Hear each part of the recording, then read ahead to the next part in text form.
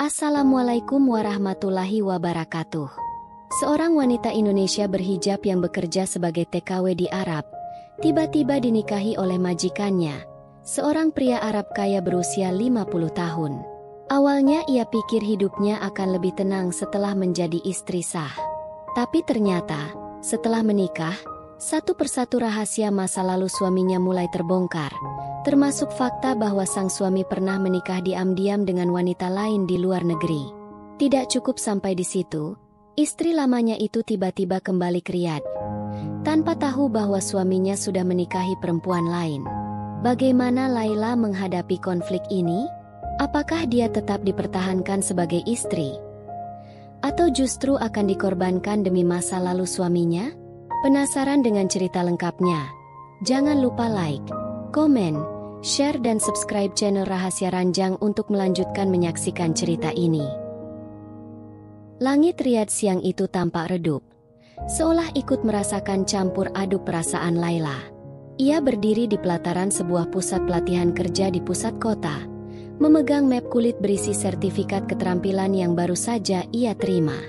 Matanya berkaca-kaca, bukan karena sedih, tapi karena haru bercampur lelah setelah melalui perjuangan panjang sebagai TKI.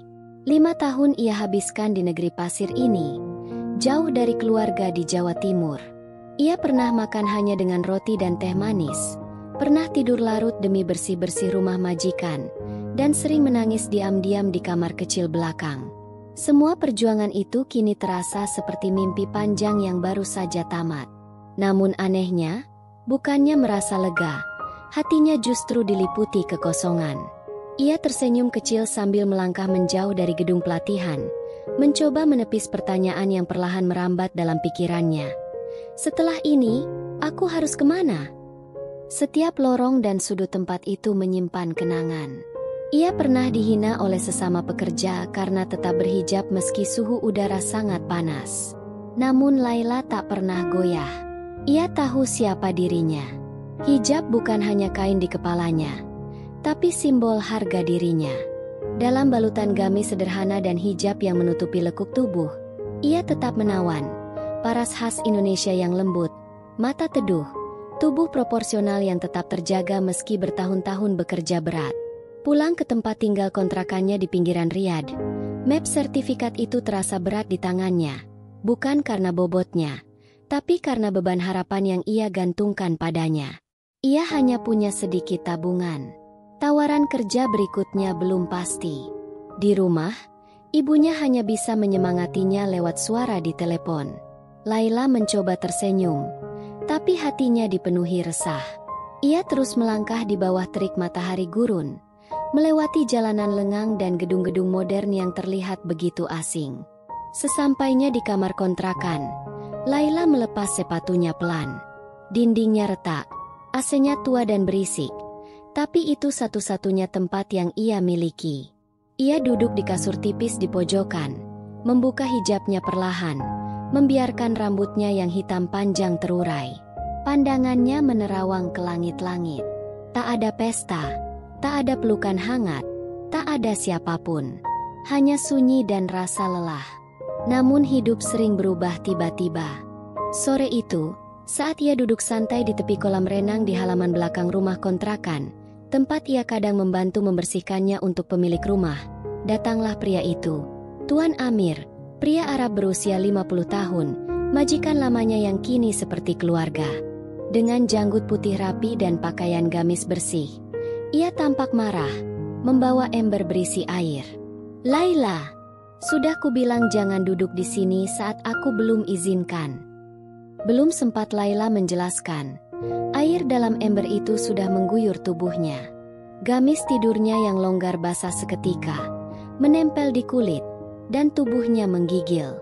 Ia menunduk, takut, namun tak ada air mata.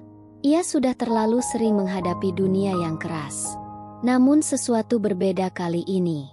Tatapan Amir tak sepenuhnya marah. Di balik nadanya yang keras, ada sesuatu yang tertahan. Ia memperhatikan Laila lebih dari sekadar seorang pekerja. Dan Laila tahu, hidupnya akan berubah. Entah menjadi lebih baik atau lebih rumit dari sebelumnya. Laila masih diam di tempatnya. Air masih menetes dari ujung kerudungnya yang basah. Kulitnya yang kecoklatan berkilau terkena cahaya sore yang menembus dinding rumah dari sisi barat. Ia menunduk, tak ingin memperlihatkan ekspresi hatinya yang berguncang, antara sakit hati, malu, dan bingung. Tuan Amir mematung beberapa detik. Ember kosong di tangannya terasa berat, seolah baru menyadari kekasaran yang barusan ia lakukan. Pria itu menarik napas panjang, lalu meletakkan ember di lantai marmer di dekat kursi taman. "Maafkan aku sedang banyak pikiran," katanya pelan, hampir seperti berbisik. Suaranya berbeda dari biasanya, lebih dalam, lebih manusiawi. Laila tidak menjawab. Ia hanya memalingkan wajah, tak ingin air matanya terlihat. Tapi Tuan Amir menghampirinya. Perlahan, ia duduk di bangku besi di seberangnya. "Aku tidak bermaksud menyakitimu," lanjutnya. "Aku khawatir padamu." Laila menoleh perlahan. "Khawatir?" tanyanya ragu. "Ya, kau wanita yang kuat. Terlalu kuat untuk hidup sendirian di negeri ini. Kau menyelesaikan pelatihan itu, mendapat sertifikat. Tapi kemana kau akan pergi setelah ini? Siapa yang akan menjagamu?" Laila menggigit bibirnya. Pertanyaan itu menembus dinding hatinya yang selama ini ia coba pertahankan dengan logika. Ia tahu, tak selamanya ia bisa hidup mandiri di negeri orang. Tapi apa itu alasan untuk bergantung pada siapapun, bahkan pada Tuan Amir? "Selama ini saya hidup dengan menggantungkan harapan pada Allah, Tuan," jawabnya dengan suara pelan tapi tegas. "Saya bisa menjaga diri saya sendiri." Tuan Amir mengangguk pelan. Namun sorot matanya tidak lepas dari wajah Laila. "Kau tahu," ujarnya, "sudah lama aku memperhatikanmu, Laila. Bukan hanya karena kerjamu yang rajin, tapi karena hatimu, keteguhanmu, membuatku malu sebagai laki-laki." Laila terdiam. Jantungnya berdebar. Ia tidak tahu harus menjawab apa. Kata-kata itu datang tiba-tiba. Tuan Amir bukan tipe pria yang biasa berbicara soal perasaan. "Anak-anakku sudah besar. Istriku meninggal 2 tahun lalu. Rumah ini kosong meski megah. Dan kau, entah mengapa, mengisi ruang yang lama hampa." Laila menunduk. Pipinya memerah. Ia tahu ini bukan hal yang mudah, apalagi dengan perbedaan budaya, usia, dan status. Tapi kalimat itu tak bisa ia abaikan. "Kalau suatu hari, aku menawarkanmu tempat yang lebih aman, lebih tenang, mungkin dalam status yang lebih mulia dari sekadar pembantu atau pekerja, apakah kau akan menolaknya?" Hening. Angin gurun berembus pelan, membawa aroma pasir dan harum bunga dari kebun kecil di sudut halaman. Laila menarik napas panjang. "Saya tidak tahu harus jawab apa sekarang, Tuan," bisiknya jujur. "Tapi kalau Allah takdirkan jalan itu, saya tidak akan lari." Mata mereka bertemu. Tak ada pelukan, tak ada sentuhan. Tapi dalam diam itu, sesuatu telah berubah. Sebuah awal telah ditulis. Dan hari itu, matahari tenggelam perlahan di langit Riyadh, menyaksikan dua hati dari dunia yang berbeda mulai saling memahami. Hari-hari setelah percakapan itu terasa berbeda bagi Laila. Tuan Amir tidak lagi memperlakukannya seperti pekerja biasa. Ia tak menyuruh, tapi meminta.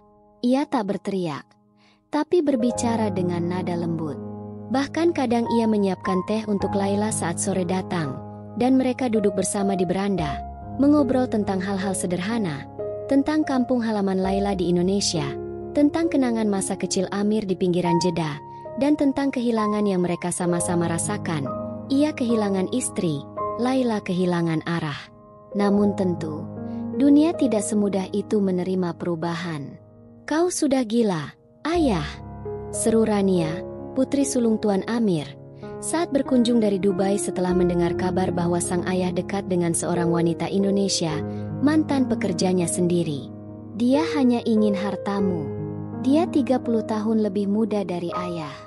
Kau tak malu pada keluarga?" Tuan Amir menatap anak perempuannya tenang. Laila bukan siapa-siapa, tapi dia juga bukan perempuan murahan. Ia lebih jujur dari orang-orang yang setiap hari kau temui di hotel bintang 5 itu. Sementara itu, Laila mendengar semuanya dari balik pintu. Ia tak bermaksud mencuri dengar, tapi hatinya remuk. Ia tahu sejak awal jalan ini bukan jalan yang mulus. Tapi mendengar langsung kata-kata kasar itu membuatnya goyah. Malam itu, ia berkemas diam-diam. Ia tinggalkan rumah Amir dengan hanya membawa tas ransel kecil dan sertifikat pelatihan di tangan. Ia menginap di rumah teman satu komunitas. Bekerja serabutan mengurus anak-anak TKW lain. Beberapa minggu berlalu. Telepon Amir tak pernah ia angkat. Ia takut. Ia bingung. Ia rindu. Sampai suatu malam, saat langit riad penuh bintang, pintu rumah kontrakan tempat Laila menumpang diketuk keras.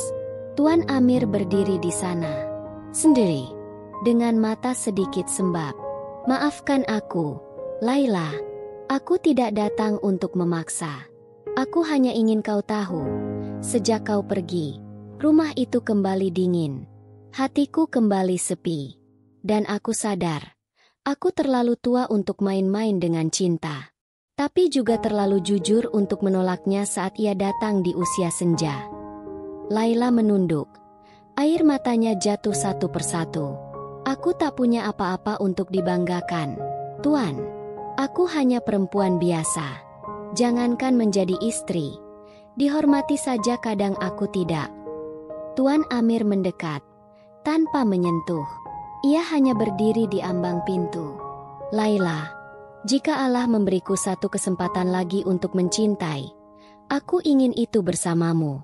Jika kau masih takut pada dunia, biarlah kita berjalan perlahan. Tapi jangan biarkan aku berjalan sendirian lagi. Tinggi, lama, dan malam itu, Laila mengangkat wajahnya. Ia tersenyum, penuh air mata. Kalau benar Tuan ingin berjalan bersama saya, jangan panggil saya pekerja lagi. Panggil saya istri. 3 bulan telah berlalu sejak akad sederhana itu digelar di sebuah ruangan kecil di kantor KUA Riyadh. Tak ada pesta mewah. Hanya ijab kabul yang diucap dengan suara mantap oleh Amir. Dan Laila yang menerima dengan mata berkaca-kaca di balik hijab putih lembutnya. Kini, Laila resmi menjadi istri sah dari pria Arab terpandang berusia 50 tahun. Ia bukan lagi pekerja, bukan tamu, tapi nyonya rumah. Namun status baru itu tidak serta-merta membawa rasa aman. Di rumah besar itu, sunyi memiliki suara. Koridor panjang yang dulu hanya ia lewati untuk membersihkan kini terasa dingin setiap kali ia berjalan sendiri. Para pembantu rumah tangga memandangnya dengan campuran rasa canggung dan hormat yang dipaksakan. Beberapa masih memanggilnya Mbak, bukan Madam. Yang lebih menyakitkan adalah keluarga Amir. Tak satu pun anaknya datang di hari pernikahan mereka. Rania bahkan mengirim pesan berisi hanya satu kalimat.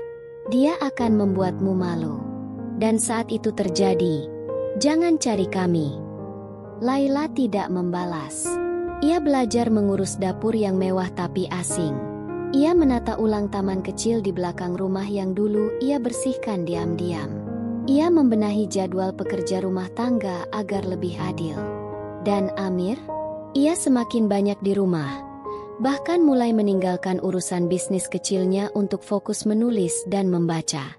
Namun tetap saja, perbedaan usia dan budaya seringkali mengguncang ketenangan. Suatu malam, saat mereka makan bersama di ruang makan utama, Amir bertanya, "Kenapa kau tidak bicara lebih banyak hari ini?"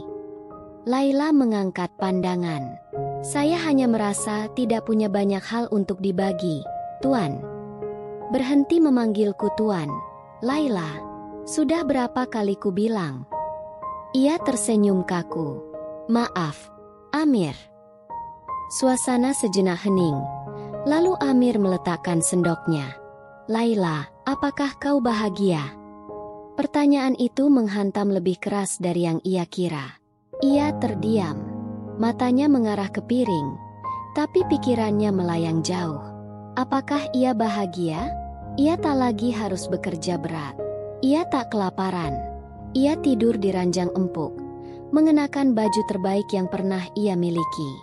Tapi, ia juga merasa sepi, merasa asing, merasa belum utuh. Boleh jujur? Tanya Laila akhirnya. Amir mengangguk. Saya merasa belum jadi bagian dari hidup Tuan sepenuhnya. Rumah ini besar, tapi rasanya kosong. Saya masih berusaha mencintai, bukan hanya menerima. Amir terdiam lama. Wajahnya yang tua menyiratkan kelelahan, tapi juga kelembutan. Terima kasih sudah jujur, katanya lirih. Kau tahu, Laila, mencintai di usia tuaku ini bukan perkara mudah.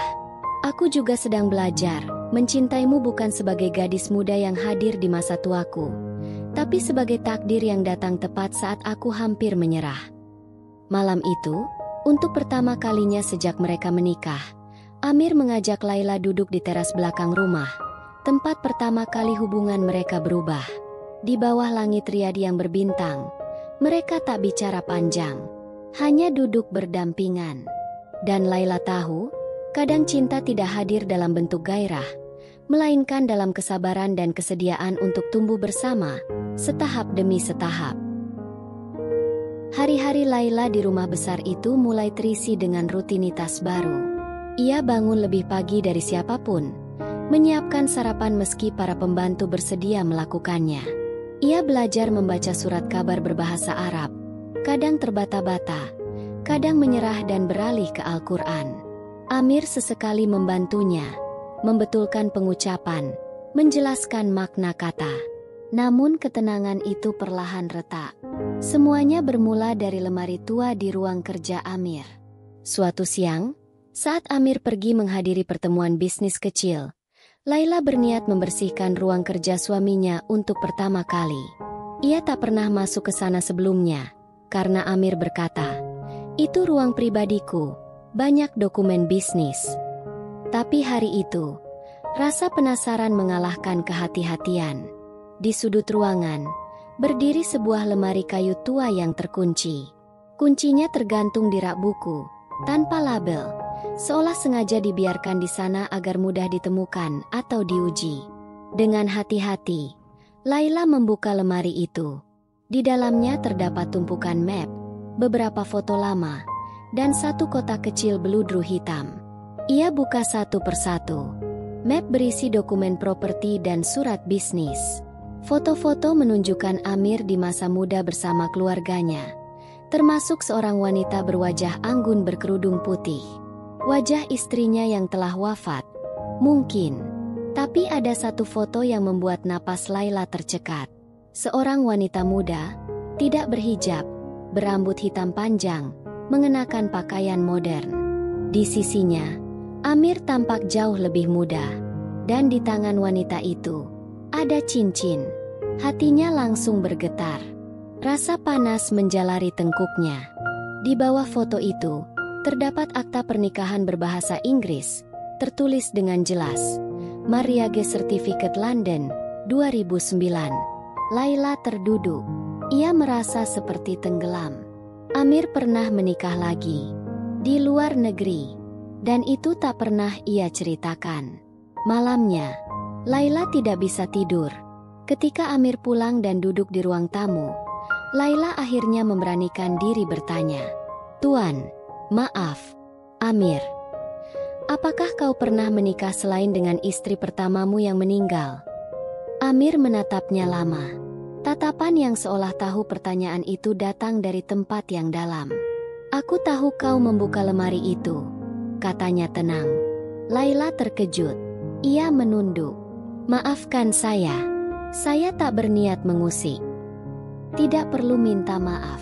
Itu memang waktunya kau tahu." Amir berdiri, berjalan pelan ke arah jendela. Namanya Yasmin. Dia wanita Maroko Inggris. Aku menikahinya saat krisis hidup di tahun-tahun setelah istriku meninggal. "Lalu?" tanya Laila lirih. "Pernikahan kami tidak bertahan. Ia kembali ke London. Kami bercerai diam-diam. Aku malu. Aku merasa tidak pantas bercerita. Lalu kau datang. Dengan segala kesederhanaanmu. Kau membangkitkanku bukan dengan kecantikan atau tubuhmu, tapi dengan keteguhan hatimu. Laila menarik napas panjang. Kenapa tak kau ceritakan sejak awal? Karena aku takut kau pergi. Hening. Malam itu, tidak ada pelukan, tidak ada marah-marah. Hanya dua orang yang saling menatap dalam kejujuran. Laila tahu, semua orang punya masa lalu. Tapi apakah ia bisa menerima bahwa masa lalu itu masih menggantung? Dan yang lebih menakutkan, apakah Yasmin akan kembali?